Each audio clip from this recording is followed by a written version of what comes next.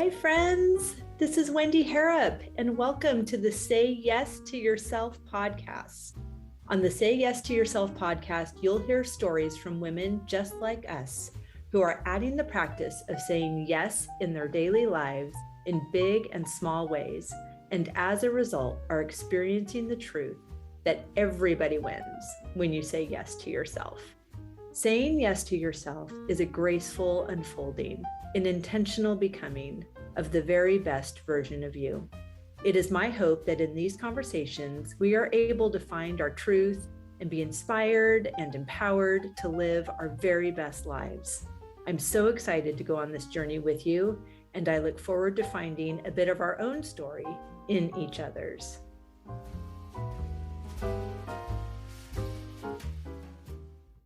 Hey friends, welcome back to the podcast.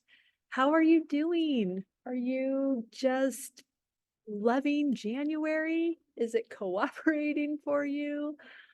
I am currently in New Orleans. I am sitting in the most beautiful room at the Ritz-Carlton.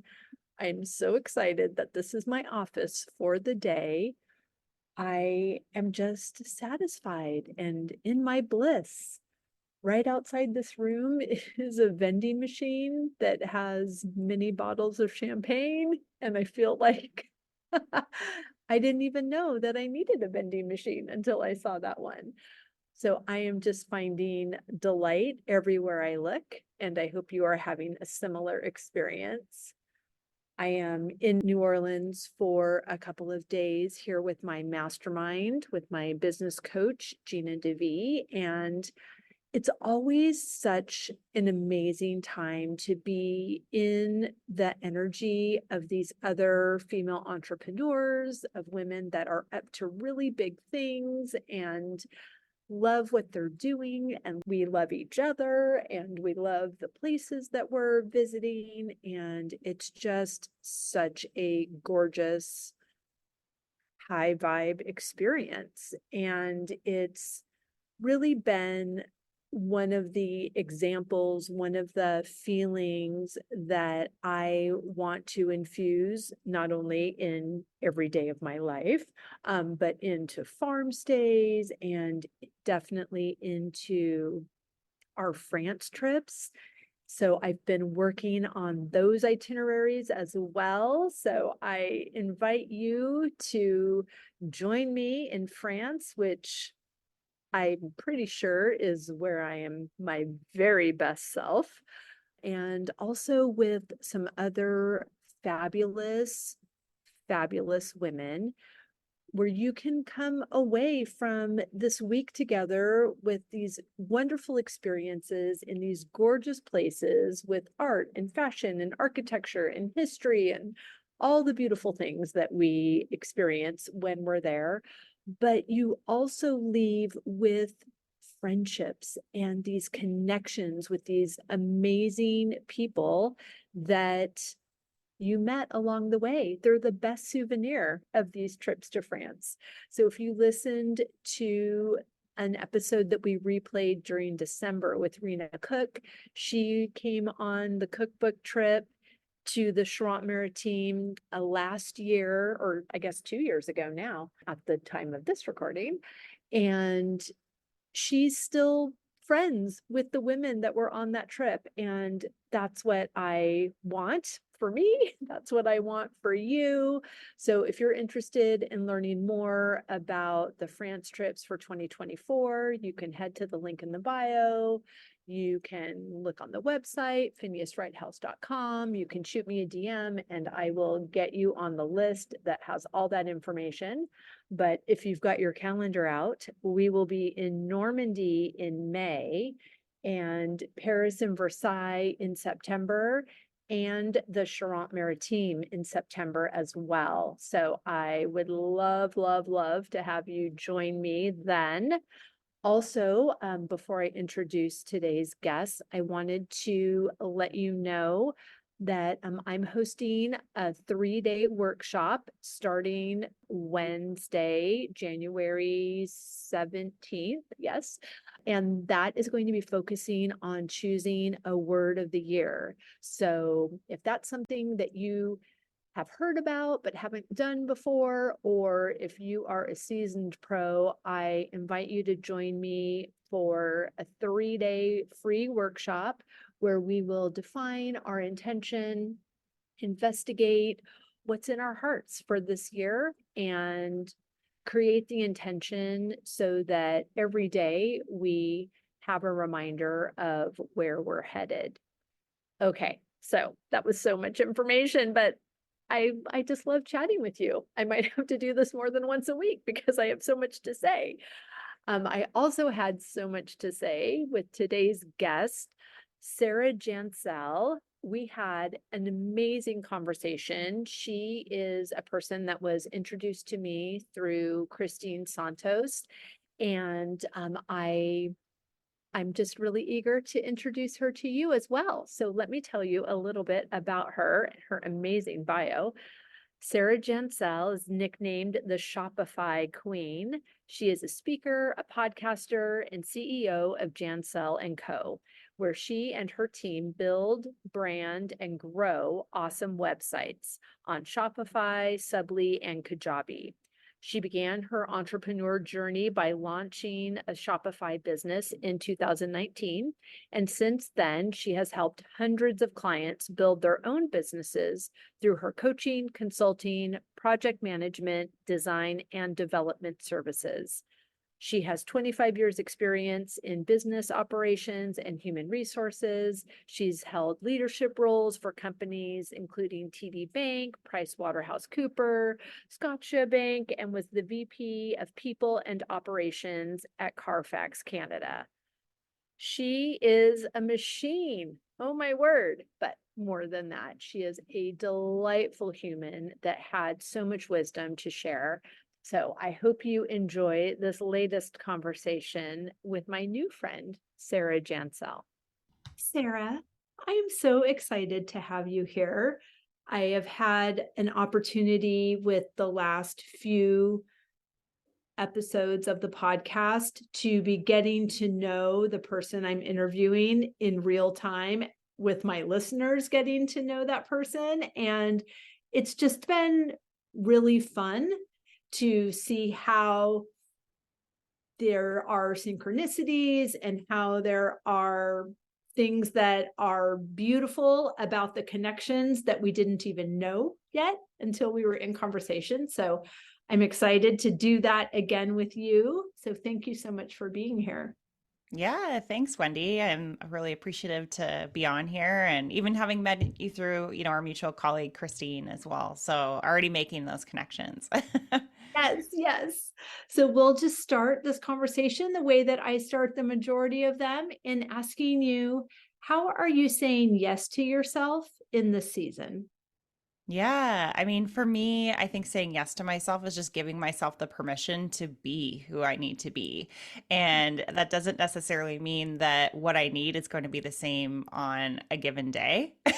So, some days I need to take it slower and go for a walk and do something creative. And, before we even jumped on this podcast, it was like feel inspired, maybe do some painting, things like that. And other days it's like, no, I'm really in the season of like, I'm going to grind it out today. And, I want to get some things done and I'm proficient. And so I feel like, in the past, I've been a little more regimented with myself or a little harsher with myself, making myself feel that if I'm not doing the grind type of things, then it's very unproductive for me. And I think I'm starting to give myself some leeway. And so that saying yes is really about like just honoring the space that I need to be in on a particular day, because nobody is in the space to grind it out every day without being exhausted. Right, right. So how did that come about? Did you wake up one day and decide you're going to do it differently? Was there a series of events? How has this manifested in your life? Yeah, I mean, I think a little bit about me just to kind of quantify that. So it definitely wasn't like I woke up one day and was like, okay, this is what I'm going to do now. Definitely not. And I would say this is still a work in progress. We Absolutely. all are. We Right? all are. Full transparency. Definitely more aware of it, definitely doing it, but not always like, 100% in tune, I would say. But, I worked 20 years in a corporate job. So, banks, consulting firms, tech company, climbing the corporate ladder. My last role was a VP at a tech company. And, I had all these aspirations to do those things and was really excited about it. And, then I had this pull to kind of do something a little bit more creative. And that happened again, wasn't overnight. It was like something I'd always thought about over the years. And so, I started a fashion company. So I'm like doing the grind, doing the do. So I was very much in that sort of like masculine do, like achiever kind of mentality. And I would say that's my default as well, definitely. We all have a default. That's mine. And, then as things kind of shifted and I tried, this entrepreneur space and opened up a fashion company, and that was my first introduction to Shopify. I was learning that all myself. And then, 2020 rolled around a few years later while I was still running that and working at the tech company. And I discovered I had a skill people needed at that time. And so that made me totally flip and decide to take the leap into entrepreneurship and doing things. So through that whole period, I would say it was still very much achiever, like doer, like get out there, grind this, like we're going to do this thing kind of mentality. And I think as that kind of came to a stop. So if you've ever left a corporate job and like, day one in your new, we'll call it air quotes, new position was kind of like crickets a little bit, like, okay, so like what do I do with myself, what do I do with my time now? And I would say over the past, like I said, it's been like 3-ish years, it's been a bit of an unwinding of that, because I realized while I put a lot of the same or familiar structures, I would say, in place that I had before, there are a lot of things that I've done that have helped me undo some of those things. So I've kind of called it a little bit of like the greatest unlearning. Like there were things that I needed, like to take a break or to go walk in nature, or to just say, this isn't the space that I'm in today. I'm not going to do that today because of this, right? Like that wouldn't have been acceptable before. And so I think over the years, me being more conscious of that and having the space has allowed me to be more aware that those things are just a part of being you. And so I hope that answers your question, but No, it really does. And it leads to so many more. Like, how are you finding that shift where I know for several people, when they leave a corporate job to, take on their side hustle and become an entrepreneur, that then like they just get a new boss in the form of their entrepreneurial pursuit, and just this going from such a structured movement of a machine, of a big team of people. And even in tech, there's obviously a lot of innovation, and maybe it was a startup, or there's a kind of an entrepreneurial vibe in that space.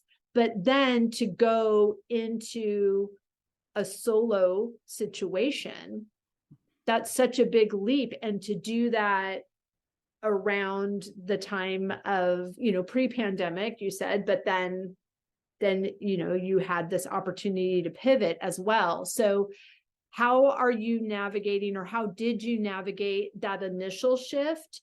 And then how is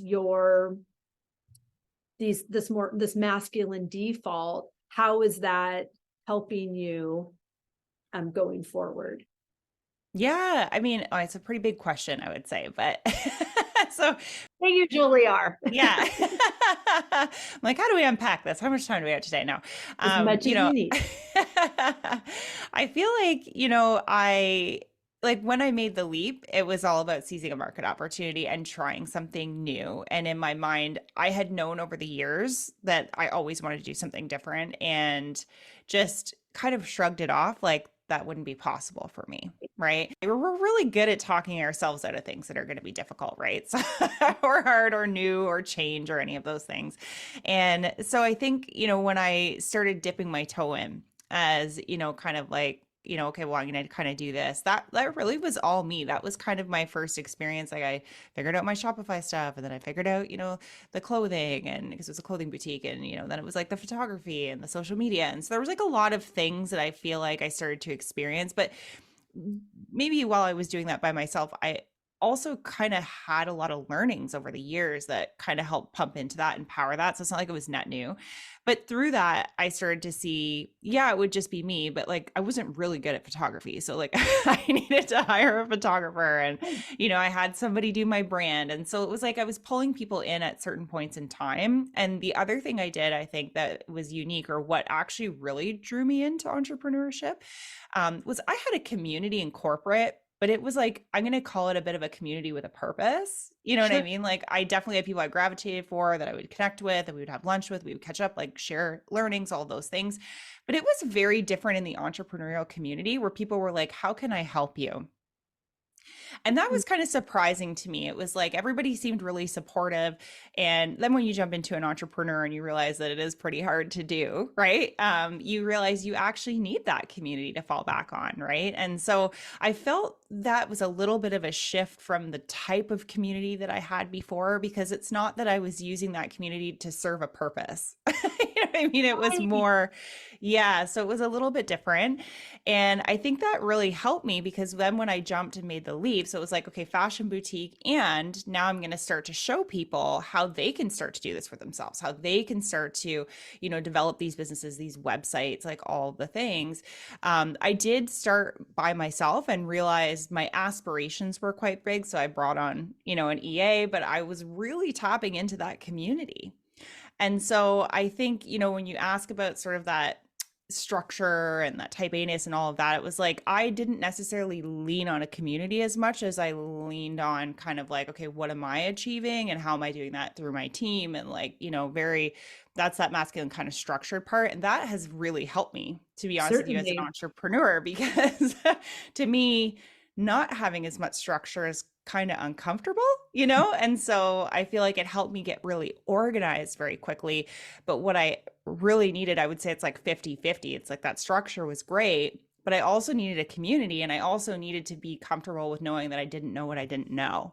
And that if I didn't do that, I would be able to tap into that. So I think for me, that's been a huge, and to this day, it's still huge. And, I feel like I connect with my corporate community differently as well. You know what I mean? Because like I've obviously kept that up and things like that. And just the way that I approach that, I think has really shifted to, kind of more on the personal end and like, how can I help you kind of thing, which is, I think, a little bit different.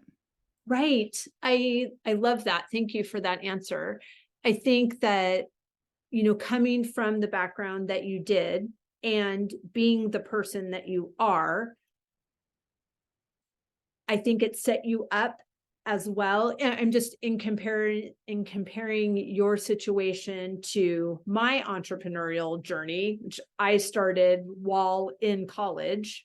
I became a wedding planner because there were 10 weddings I was invited to be in one summer, which Oh, I is bet. many, Wow. many. So I just started planning for the girls that I was not as close of friends with, and loved it, and then just took off from there.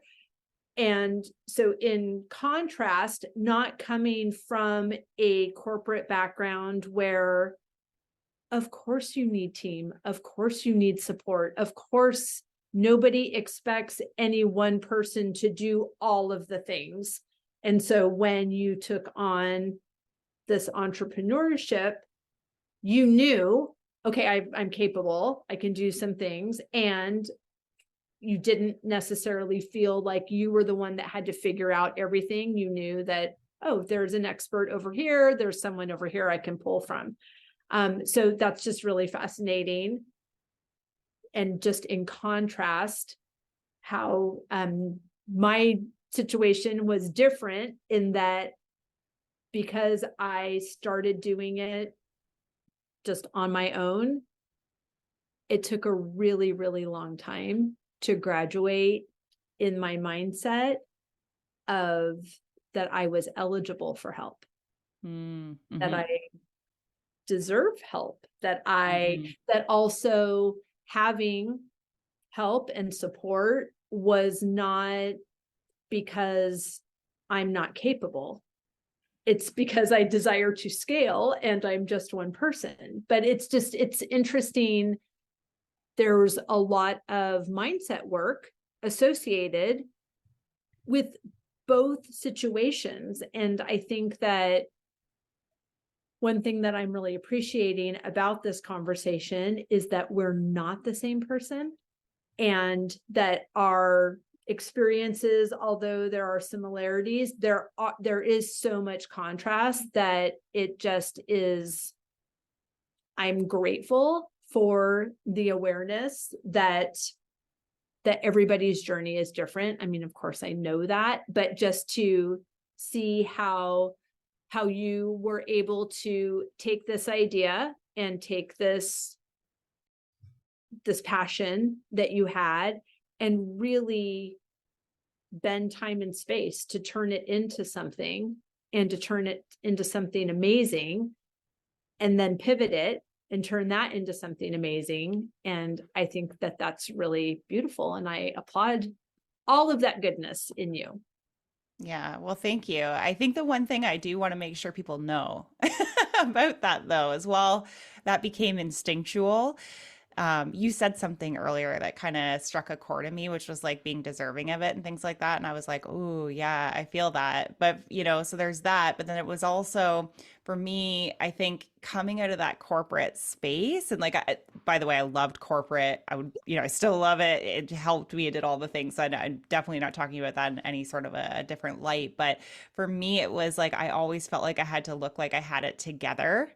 So to ask for that help, I think in that space felt different than it did coming into entrepreneurship, where I felt like, a newborn, where it's like, yes, I have all this business stuff that I can bring with me, but now I'm putting it in a completely different context. And so it was very humbling to feel that and then be like, I do need to ask, right? And so, I think it is a little bit unique in the sense where it was like, I had to get more comfortable with feeling like I didn't have to look like I had it all together? Right.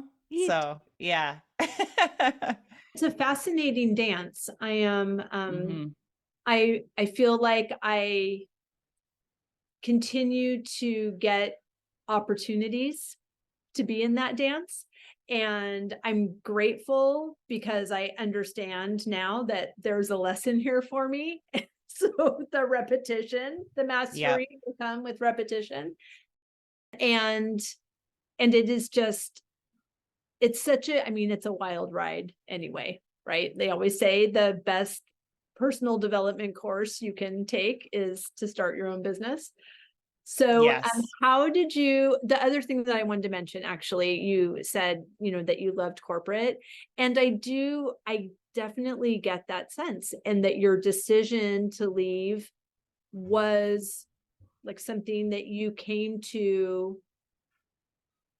were able to make the decision rather than having the decision made for you because your body was shutting down or you felt like you were losing your soul every day. Some people stay in that grind even when they don't feel aligned anymore because they feel like they're stuck, or they feel like they don't have choice, or they're just so tired that the idea of thinking through something new is too overwhelming. And so sometimes by the time they're removed from that opportunity or that situation, there's a lot of anger and resentment. And so it doesn't seem like that was your story. And I think that that was really amazing as well, that you listened to what was next for you and you took the inspired action.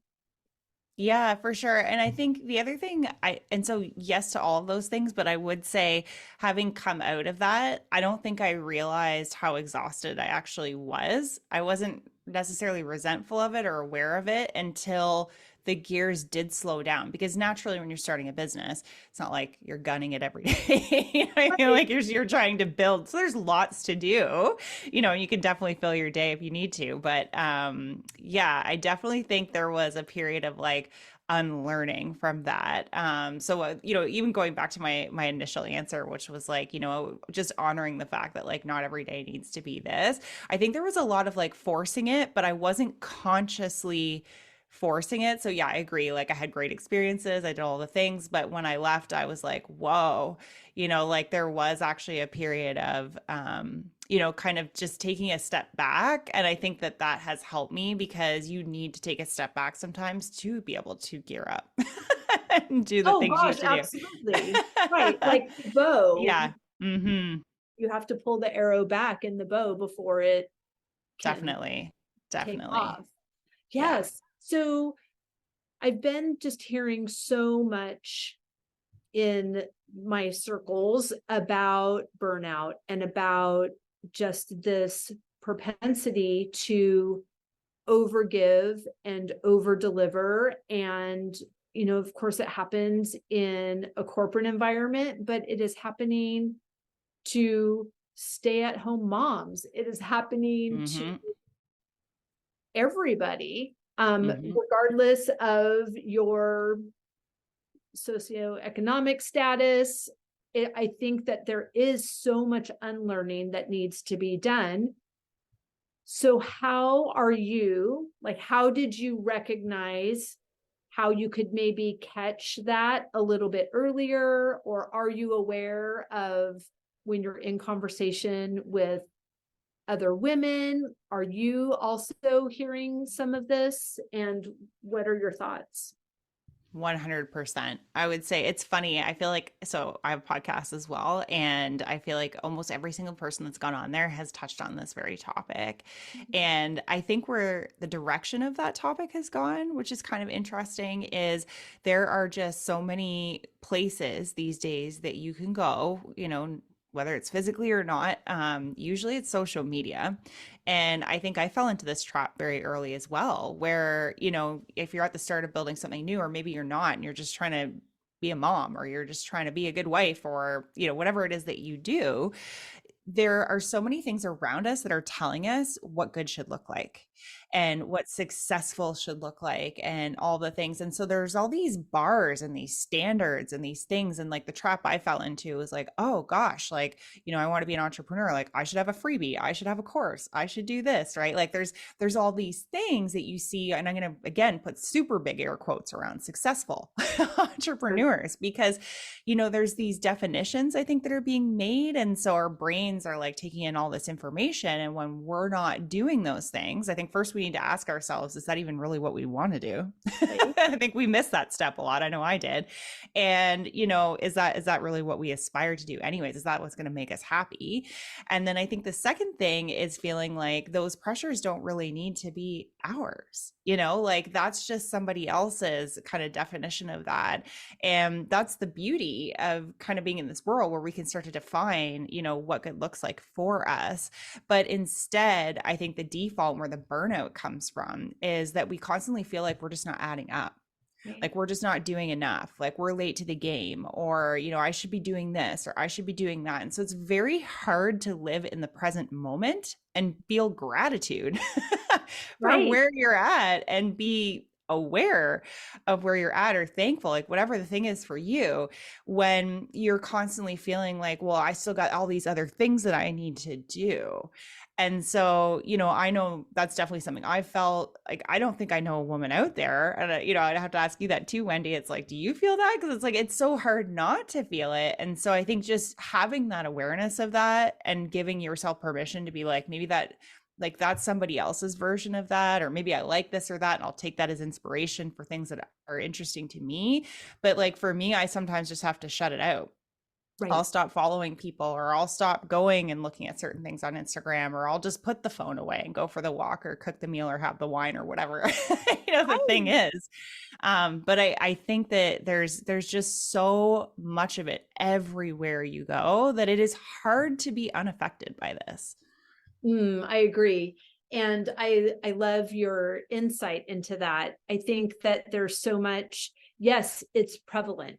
Yes, we carry it around in our phones. And when we have a few minutes in the school pickup line, we're, right back on there looking at, oh, my house isn't decorated like that for the holidays. Oh, this whole elf on the shelf business. Like, Oh thankfully, gosh, I yeah. don't, I'm mom, I have a 9-year-old, but I'm also 55 years old. So I'm very, very late in the game, and I'm so glad, because I just don't get caught up in a lot of the things that I think I would have Mm-hmm. if I was a mom when I, wanted to be at 26 years old or something, which was like 5 lifetimes ago. So I'm very glad on many levels for that one. But I think that what can happen, and I'll speak for myself, is in looking at Instagram and looking at the success, even the way that someone might advertise a new episode of their podcast. I'm like, oh, that's fancy. That's fancy how they, have this video and these snippets and all of these things that I don't know how to do. And so in that moment, I have the opportunity, as I'm interacting with that, I can say, oh, I like that. That's great. Thank you for showing me what's available. Mm-hmm. I'll, find someone who can do that. Or I can just, say that's great for them. And do I really need that? There are so many more questions. And I think that in the past, before I was being mindful and being aware and conscious to just how I was interacting with things, where I would just let that mean something that Mm-hmm. it doesn't mean. Like, I would let that mean that I'm not doing enough, or I'm never going. I can't even utter that sentence because it's Yeah. so misaligned to who I am right now. But I could go into a spiral of why I can't have it, and then that quickly goes to, well, they have it. It's just Yeah. I'll speak for women. The female mind, like, it can go dark really fast, and we're usually at the bottom of that pile. And just it just makes me so sad, and it doesn't have to be that way. And it, for me, took some very conscious, intentional decisions to say, okay, like, I do have a choice in what I see when I am looking at this, and I have a filter of what thoughts this information is moving through. And another thing that really helped for me personally with that feeling like, ooh, I'm not doing enough, was moving from a condo in California to an antique house on 5 acres in New England, where there's weather and animals and all manner of heating systems and drafty 300-year-old houses. And,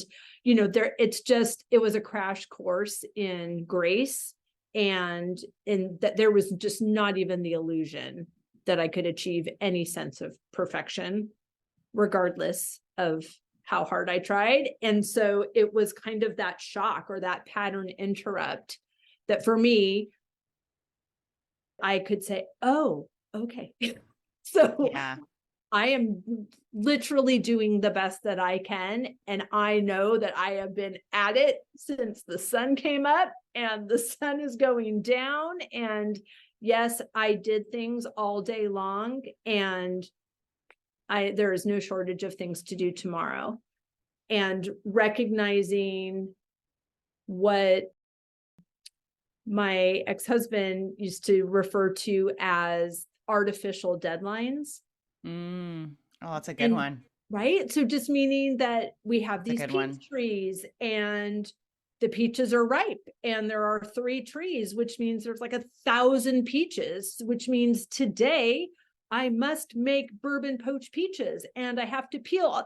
Like, it just, like, all of this, I'm already behind because I'm being Mm-hmm. bossed around by produce. And I actually can take a deep breath and be in choice and decide that the peaches are going to fall from the tree. and Yeah. you are going to be super happy. And I don't have to get caught up in the momentum and whatever other stuff is happening in my body that's actually making me sweaty, even though that's not happening right now. My collection Yep. is, it takes like a snap out of it, or just a pattern interrupt to have an unlearning, like you said, and just to see it through a different filter. Hmm. Yeah, I think I love that artificial. It's so true. It's like, how many times have you ever said, "Oh, I need to do this," and then it's like, "But do I? Like, what's going to happen if I don't?" I started to ask myself that a lot a couple of years ago. But wait a minute, like, is anybody going to even care? And I think even testing the waters a little bit by just stopping doing a couple of things to see if anybody even noticed. And when they didn't, you start to realize real quick, like, oh, this was all of me. Right. It's a hard thing to know, though, right? It's a hard thing to know. Right. I think it's a good, just in knowing that that's not just happening to me, I think that's a great practice to do periodically. Yeah. Recently, my husband and I are divorcing. And so I found myself this past summer as like, oh, this is the first summer I'm doing this by myself. And oh, I have to do this in the garden because I know that's what he did. And I don't want him to feel something when he comes up the driveway to pick up our dog. Like, I was spinning about this. I don't want a garden. Again, I do not wish to be bossed around by produce. I live in a town that is surrounded by farms. So I can go to the farm stand next door. I can buy the 5 carrots that I need. I don't need to have 197 carrots that are all ready to be harvested on the same day and now must be attended to. And it was just like such a relief and so much grace.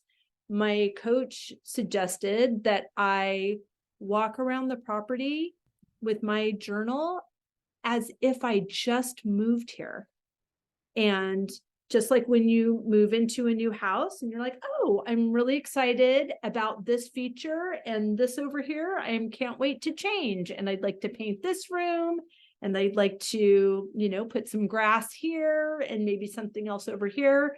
So instead of maintaining this image or this garden the way that it always had been, I get to decide, what do I want in this space? What do I want in this season? What do I want in my life? How do I want to decorate this mantle this year? And the realization that we are in choice and have choice and have the freedom to make a different choice, if we know why and it feels in alignment to us, then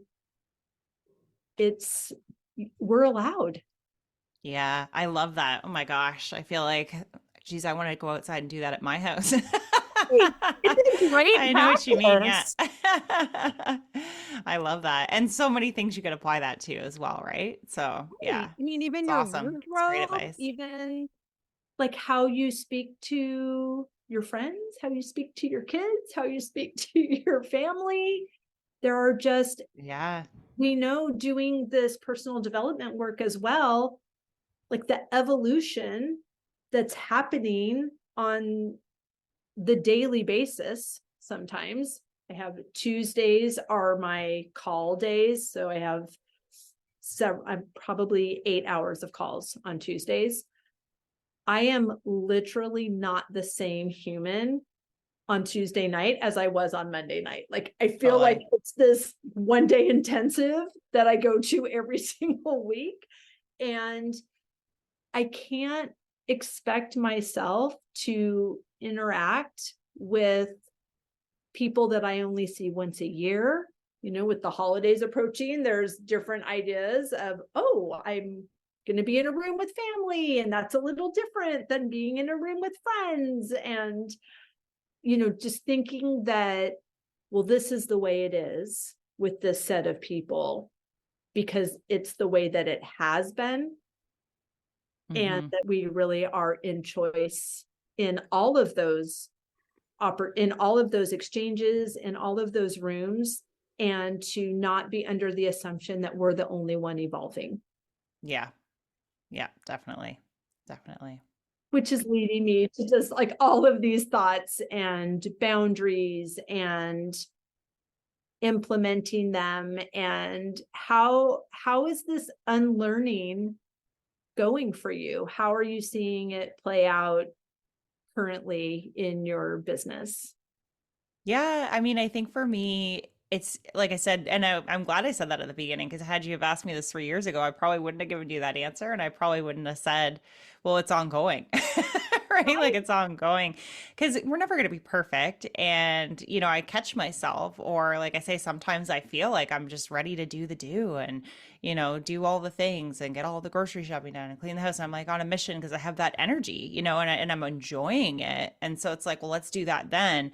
But now there's times when I'm like, you know what? I'm so busy. I'm just going to let my vacuuming in my house go for 2 weeks. Like I would have never done that before, right? And be like at peace with that, right? Because it's like, well, that the floor doesn't care. You know what I mean? Like, my Artificial husband doesn't deadline. notice. Yeah, the cat is going to be happy. He doesn't care either, right? So anyway, I just think it's interesting, and I know what you mean. It's like I got to remember about these artificial deadlines. I'm loving that. But I think for me in my business, the way it's playing out is it's helping me relax in Mm, some cases and recognize the times when I know I need to be on and planning those out accordingly, because like I kind of had like certain days when I would do certain calls and I would just be like a tired person at the end of it, and now I'm like, I'm doing it a little bit differently. So for example, I was like, I know I'm going to be super busy in January and February, and I've got all these things, and I feel like I want to continue to release podcast episodes weekly, and so how am I going to be able to do that? And so just thinking about, well, maybe I'll just record a few extras when I have the time in November, and give myself permission to, I'm going to take January and February off. And so nice. that's kind of nice, right? And then I don't have to feel like, oh, this is something I have to do. It's something I actually want to do. I want to release this content because I know, X, Y, and Z, or I have listeners that consume it, but then I'll just do it in a different way rather than feel like I have to force it. You know what I mean? At a time when I know I'm not even, it's not even going to serve people well because I'm not going to be in the space. I think that's the other Right. thing maybe we haven't touched on, is not going to serve people as well because I'm not going to be in the space to ask the right questions or to maybe go the extra mile or do the extra thing. And so, it's almost like this fine balance, I think, where, I don't necessarily know next week how I'm going to feel. So I'm just going to plan my life out, but I'm also going to give myself the grace that if something isn't going to work for me, that it's okay. It is actually okay to reschedule. It is actually okay that I just don't do the vacuuming. It is okay. By the way, guys, I do vacuum, but I did definitely let it go for 2 weeks. It's also okay if somebody else comes over and vacuums for you. Yeah, well, that would be nice. That would be nice. So yeah, I think it's this kind of sway, where it's like knowing that like I don't have it all figured out, and I'm probably not going to. I'm putting all the pressure on myself to feel that way, Right. isn't healthy. And so, I can be as prescribed as I need to be, but then I also need to be able to let it go. Absolutely. You mentioned earlier the word perfect, and something came to my mind. My daughter is 9, as I mentioned, and she's been watching some shows that are like based in high school scenarios, which is just hilarious. And I think it's so fascinating. The word popular is something that when I was in high school, like, that was the only word that Mm-hmm. really meant anything to me. I moved to a new high school between my sophomore and junior year. So become popular was the focus, which I'm gonna Yeah. work. That's a whole nother show as well.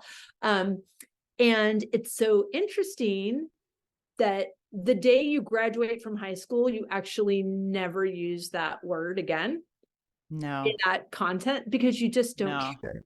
And so I'm wondering if the same thing is happening for me. You're much younger than me, but there's just this beautiful thing that happens when you turn 50 that you actually care so much less Mm, about the things that used to really drive you.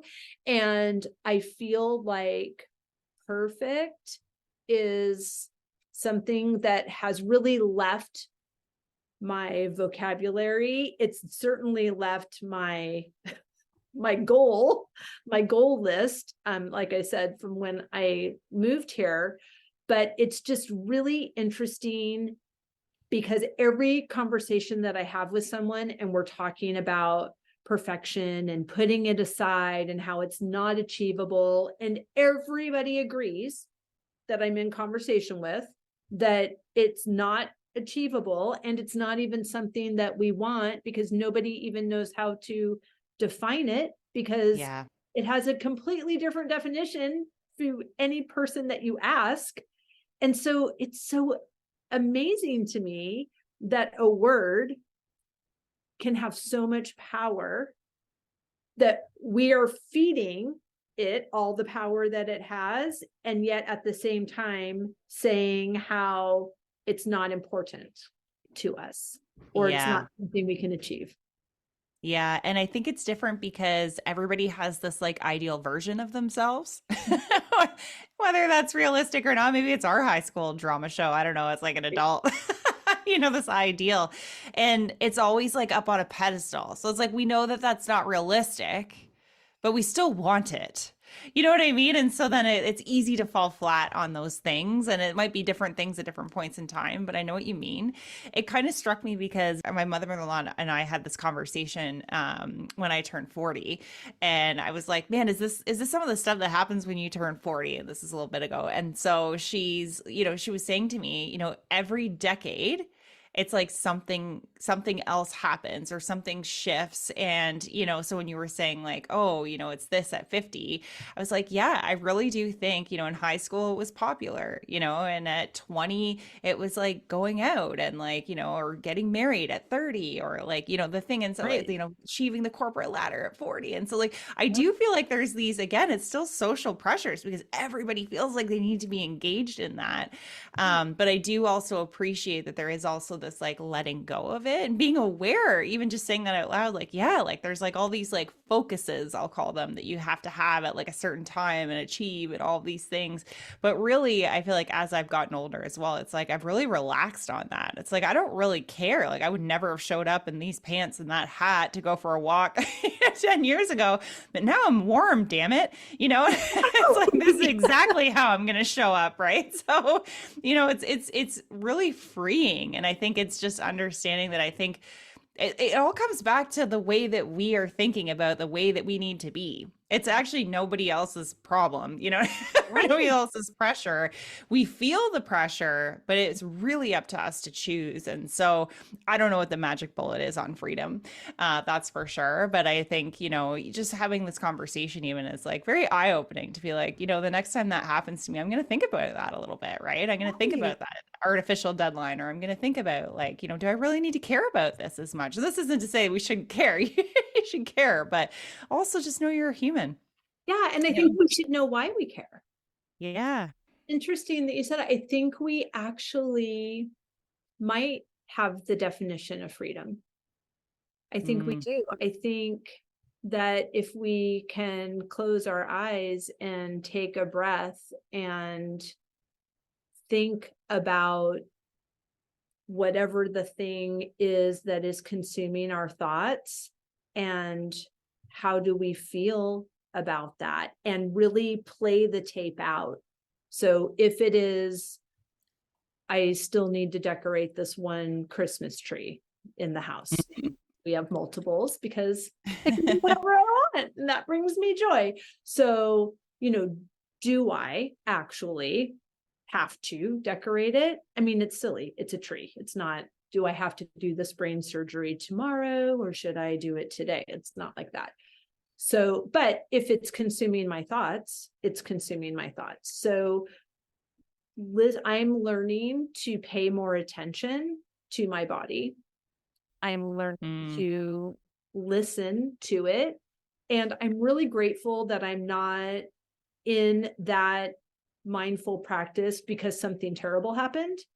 It's really from parenting at the age that I am. Like, I have just recently been saying for the past 7 years, listen to your body.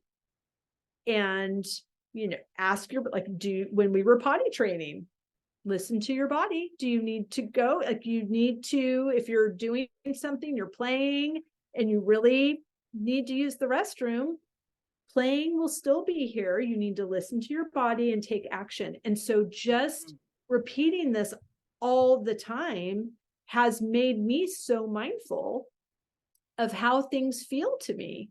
And so if I'm in a conversation and I start just to feel some tenseness, I pay attention to that.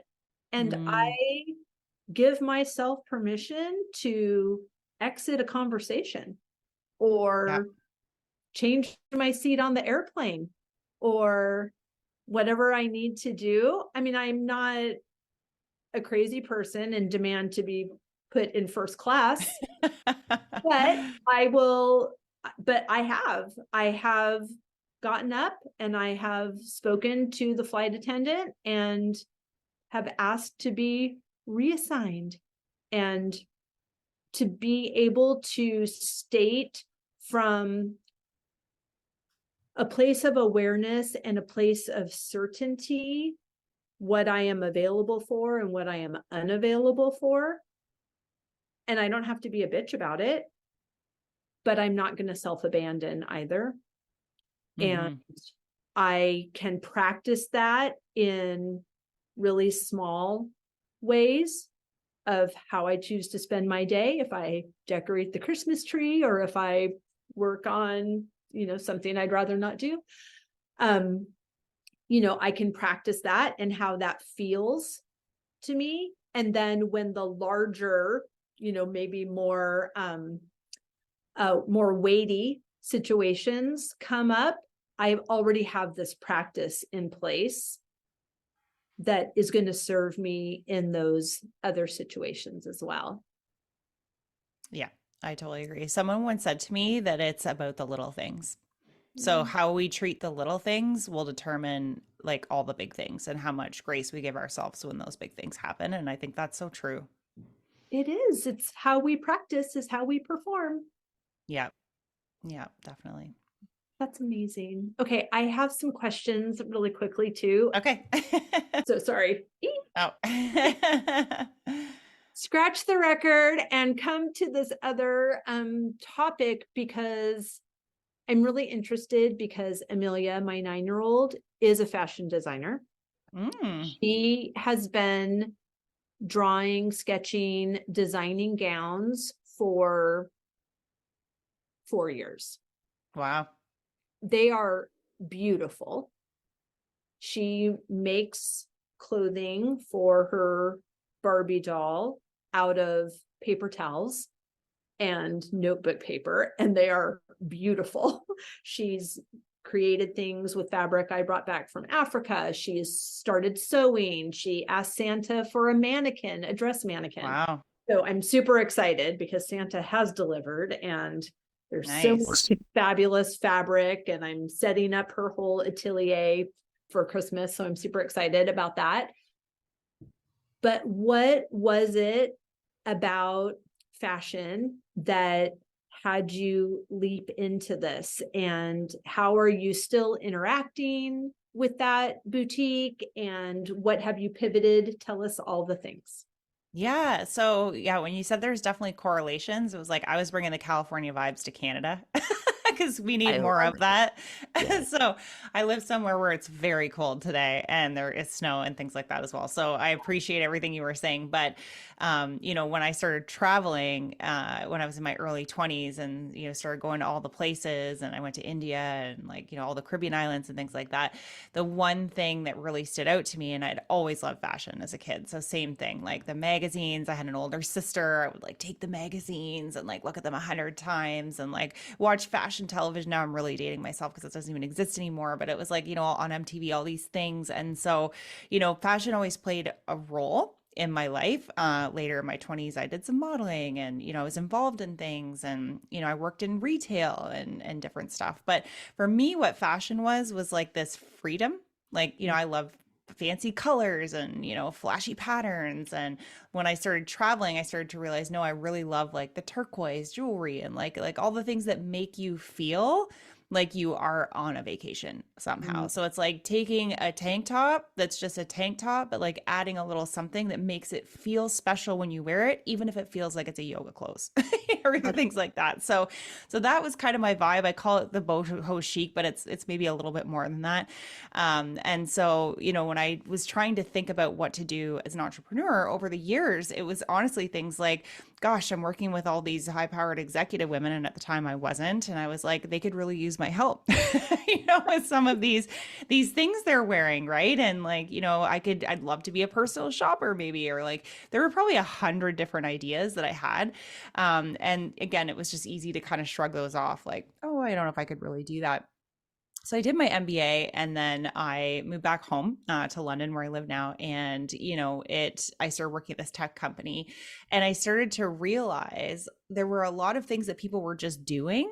Mm. And, I started to see it was a smaller company. I hadn't worked at a smaller company before. And, I started to see like, oh, like this could be possible for me. I think is really what it was. It was being around, this ideas in the MBA and then seeing it happening before my very eyes, like people who didn't have it all figured out, but they were doing really cool things. So that kind of gave me the confidence. And also I thought like, I'm not getting any younger here. If I don't actually do this thing, I'm going to regret it. So I literally on a vacation with my husband drew a line in the sand and said, literally drew a line in the sand and said, when we get home, I'm just going to register a business name. I'm just going to do an online boutique. I didn't want to hold inventory. I still wanted to do my job. I had to think about something that was going to work for me. I called it my passion project, my side hustle, whatever you want to label it at the time. And, I thought about, I'm just going to make this happen. And it is as simple. So I'm not quite as talented as she is in what you're describing. Although I have an affinity for these things, I was really like, where can I source it? And so Mm. I honestly took it to my closet and I was ordering all of my clothes. So people would always comment on them. I was the VP who worked at a tech company that wore the bright patterns and the yellow Converse shoes and whatever it was at the time. And I was like, what are all these labels I like?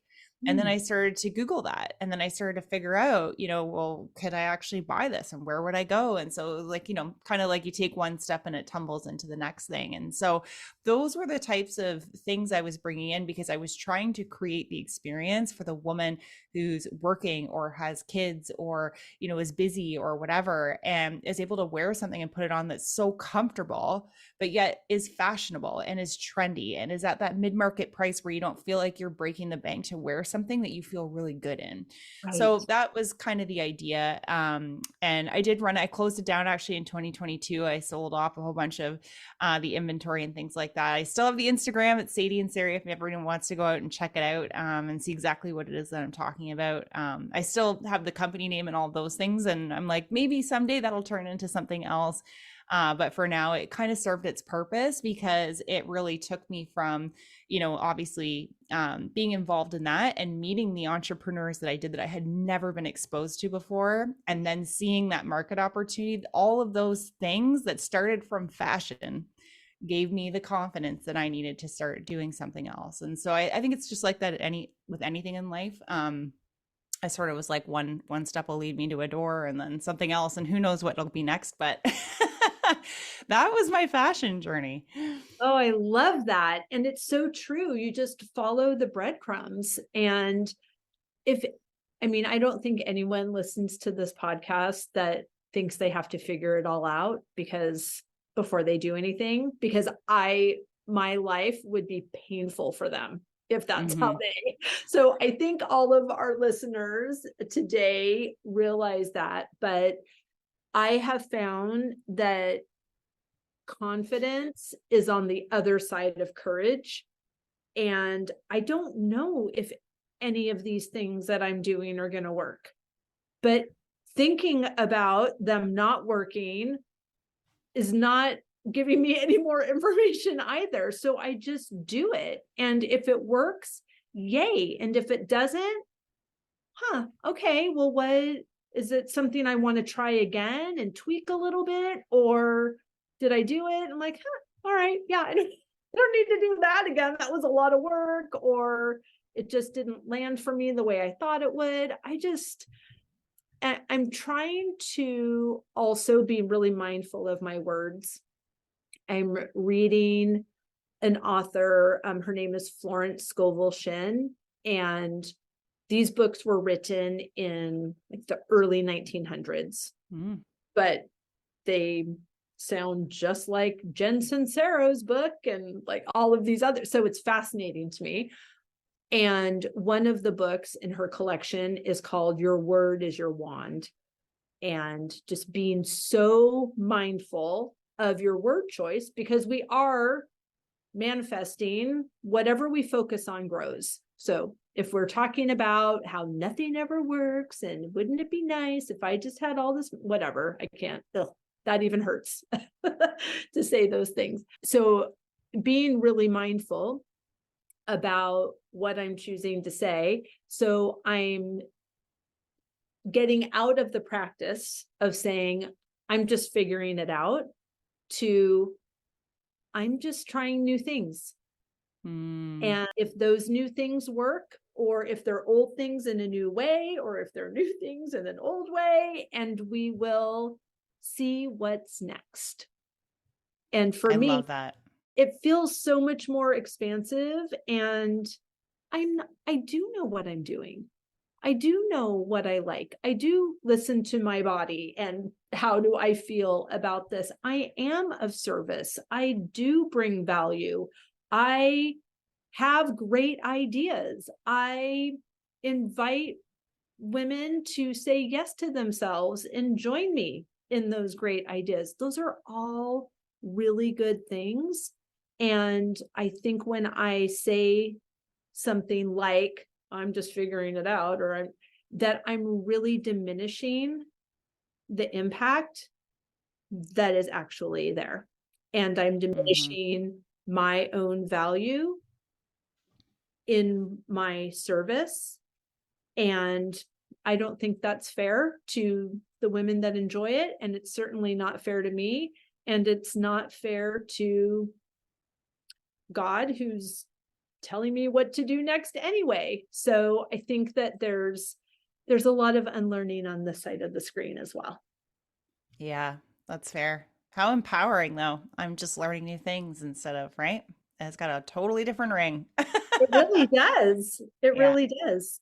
yeah. I have loved this conversation, Sarah. Thank you. Oh, likewise. It's just a pleasure to meet you and be inspired by what you're doing and what you're learning and what you're unlearning. Yeah. Thank you so much, Wendy. It's been a pleasure here as well. Of course. So please tell everybody how they can find and follow you and see what you're up to and listen to your podcast and all the good things. Yeah, absolutely. Well, it's, not an accident that my podcast is called I Created That, to celebrate all of the people who are out there just creating cool things, usually online. So you can check my podcast out there. Again, I can be reached on Instagram. That's where I hang out a lot, at Sarah Jansel. My company's Jansel & Co. So yeah, go ahead, give me a follow, check it out. And hopefully if you heard this, let me know, so I can let Wendy know as well. Oh, that's perfect. Thank you. And we'll put everything in the show notes, and perhaps you can interview Amelia. She's creating all of her Yes, fabulous designs. that's very cool. Great. Thank you so much. I really appreciate you. Thanks, you too.